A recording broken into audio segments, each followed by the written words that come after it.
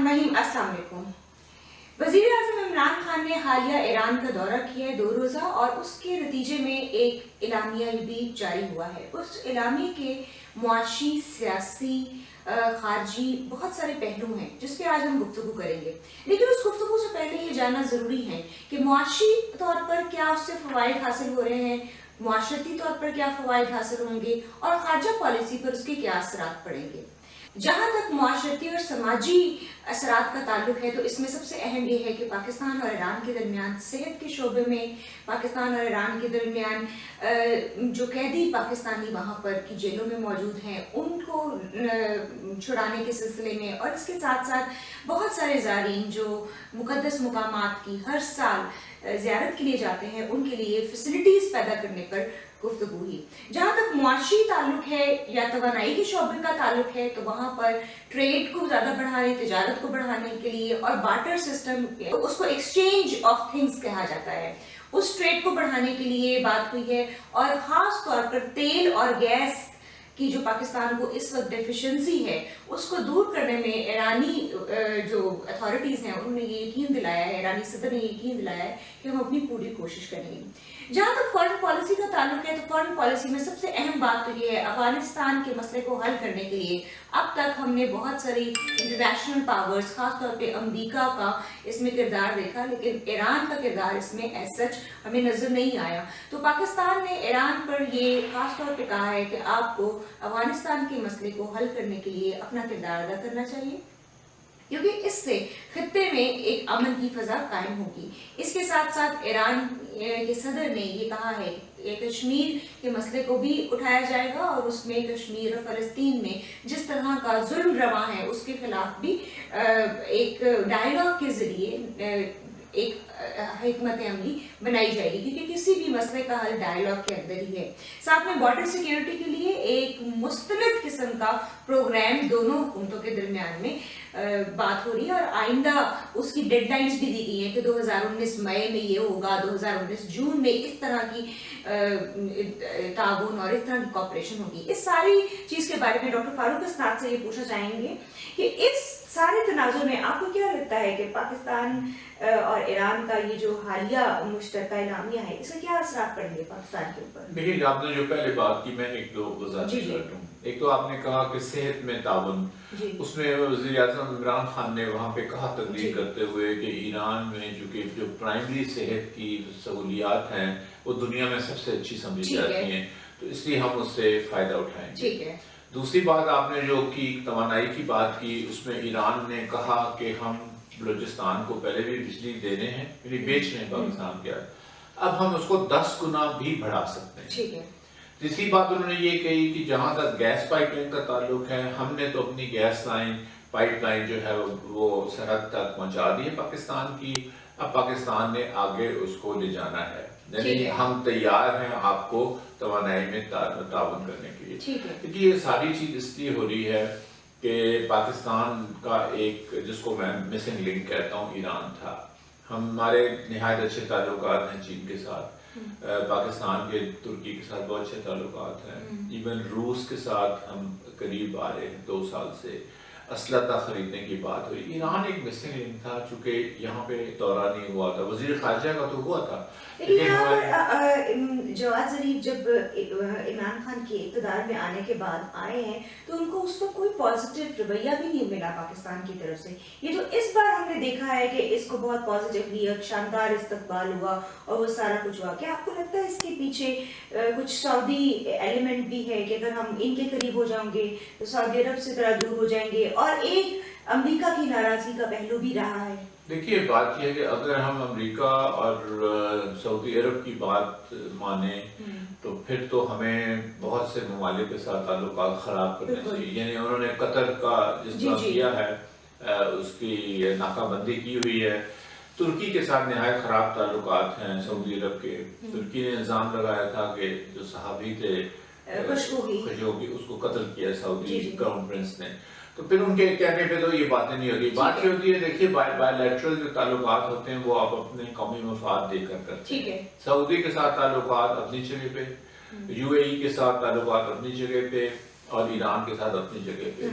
یہ بحث ہم نہیں کر سکتے. دیکھیے اگر آپ یہ بحث کریں گے تو پھر سعودی عرب نے UAE نے اپنے ممالک کے جو سب سے اعلیٰ جو ان کے میڈلز ہیں اس سے مودی جیسے شخص کو نوازا ہے جو کہ مسلمانوں کا قاتل ہے. ابھی حال ہی میں UAE نے وہاں پہ دبئی میں بہت بڑا بندر کا افتتاح کیا ہے مودی کے ساتھ مل کے, جبکہ مودی کا جو مینیفیسٹو ہے اس میں صاف کہا گیا ہے کہ ہم بابری مسجد کی بجائے ایک مندر بنائیں گے. تو اتنا تو رک جاتے UAE والے, اتنی تو انتظار کرتے اور مودی کو کہتے بھی آپ یہ بابری مسجد کو گرانے کی اور ختم کرنے کی باتیں آپ نہ کریں چونکہ اگر آپ نے وہاں مندر بنانا ہے.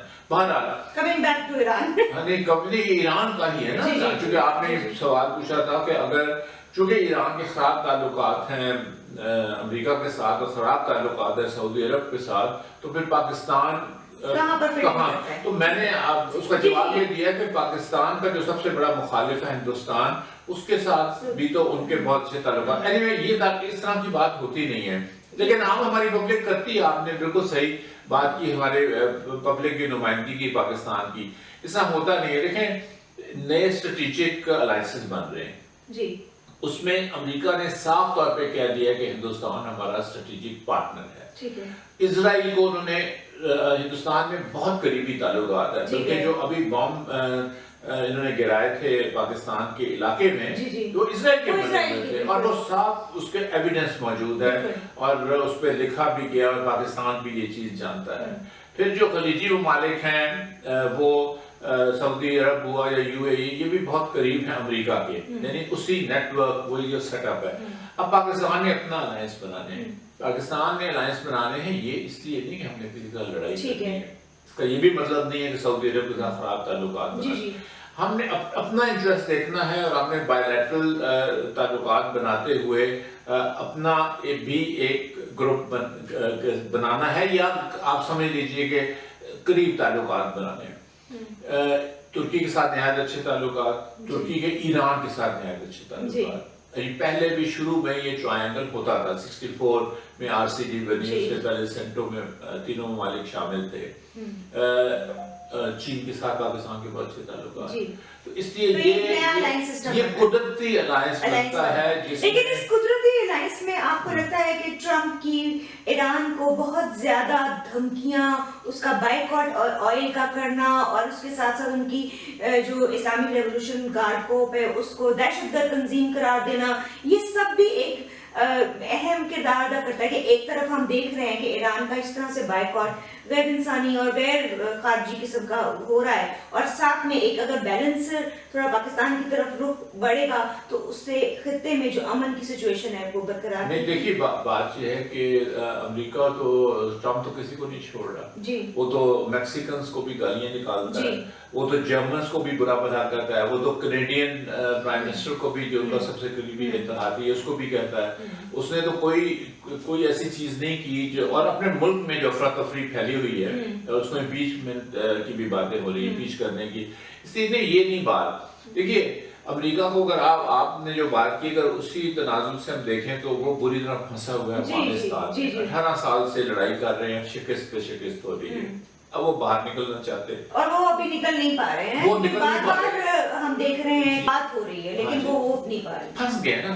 تو اب ایران کی بغیر مدد کے ایران کے ساتھ نہیں نکل سکتے کیونکہ ایران کا بھی خاصا اثر ہے. اور یہ آپ من بھولیے کہ عمران خان جو ہمارے وزیر اعظم ہیں انہوں نے یہ کہا کہ ہم چاہتے ہیں کہ پاکستان اور ایران تعاون کریں جس سے ایک سیاسی حل افغانستان میں نکل سکے.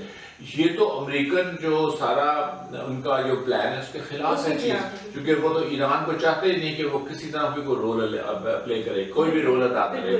تو اس لیے وہ نہیں پھنس جائیں گے یہاں سے اور نہیں نکل سکیں گے ایران کے ساتھ اتنی بڑی دشمنی لے کے. لیکن پاکستان نے اپنے انٹرسٹ دیکھنا ہے, پاکستان نے اپنا دیکھنا ہے کہ ہمارا کس میں نہیں. دوسری بات ہے, نہیں میں ایک اور بھی بات کرنا چلوں. دیکھیے ایران کے ساتھ ہمارے اسپیشل تعلقات ہیں, وہاں پہ فرینڈ ہی ہوگا, فو کی بات نہیں ہوگی. آپ کا 90% قومی ترانہ تو فارسی میں ہے. جی اس کا ذکر کیا ہے عمران خان صاحب نے, اگر برٹش نہ आते तो तो हम हमारी फारसी ट्रांसलेटर ना हमें नहीं, जरूरत होती। चूंकि मुगलों के अदालत में मुगलों की जो कोर्ट था उसमें तो फारसी थी ना। फारसी। अभी भी आप अगर लाहौर म्यूजियम में जाएं तो जी, आप जी, देखें जी, जितने जी। भी डॉक्यूमेंट्स हैं सब फारसी में। जी।